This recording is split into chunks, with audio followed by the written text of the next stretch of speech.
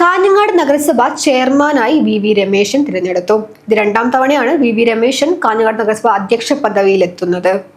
47 അംഗ കൗൺസിൽ LDF-ലെ 22 അംഗങ്ങളുടെ വോട്ട് നേടിയാണ് രമേശൻ ചെയർമാനായത്. UDF-ലെ MP ജാഫർ 21 വോട്ട് നേടി. LDF സ്ഥാനാർത്ഥിയായി CPIM-ലെ വി രമേശിനെ അരയി വാർഡ് കൗൺസിലർ വിജയൻ മണക്കാടാണ് നിർദ്ദേശിച്ചത്. 22ാം വാർഡ് കൗൺസിലർ K മിനിമോൾ പിന്താങ്ങി. കാഞ്ഞങ്ങാട് മുനിസിപ്പൽ കൗൺസിലിലെ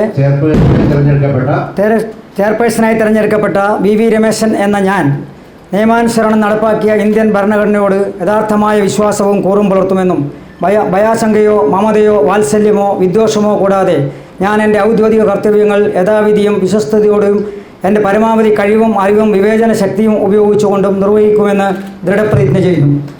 UDF-ലെ ചെയർമാൻ സ്ഥാനാർത്ഥിയായി മുസ്ലിം ലീഗിലെ MP ജാഫറിനെ 21ാം വാർഡ് കൗൺസിലർ അനിൽ വാഴ്ന്നൂറടി നിർദ്ദേശിച്ചു. 27ാം വാർഡ് കൗൺസിലർ അബ്ദുള്ള പടന്നക്കാട് പിന്താങ്ങി. BJP ചെയർമാൻ സ്ഥാനാർത്ഥിയായി M ബൽരാജിനെ 5ാം വാർഡ് കൗൺസിലർ M പ്രശാന്ത് നിർദ്ദേശിച്ചു. 6ാം വാർഡ് കൗൺസിലർ HR സുകന്യ പിന്താങ്ങി. നിലവിൽ LDF-ന് 22, UDF-ന് 21, BJP-ക്ക് 4 അംഗങ്ങളാണുള്ളത്. ഇത് രണ്ടാം തവണയാണ് വി രമേശൻ കാഞ്ഞങ്ങാട് നഗരസഭാ അധ്യക്ഷ സ്ഥാനത്ത് എത്തുന്നത്. ചെയർപേഴ്സണായി തിരഞ്ഞെടുക്കപ്പെട്ടതിൽ അതിയായ സന്തോഷം അറിയിക്കുകയാണ്. ഇനി അങ്ങോട്ട് കാഞ്ഞങ്ങാടിൻ്റെ നഗരപിതാവാണ്. മുഴുവൻ ജനങ്ങളെയും ഒന്നായി കണ്ടുകൊണ്ട് വരുന്ന 5 വർഷം മാത്രമല്ല,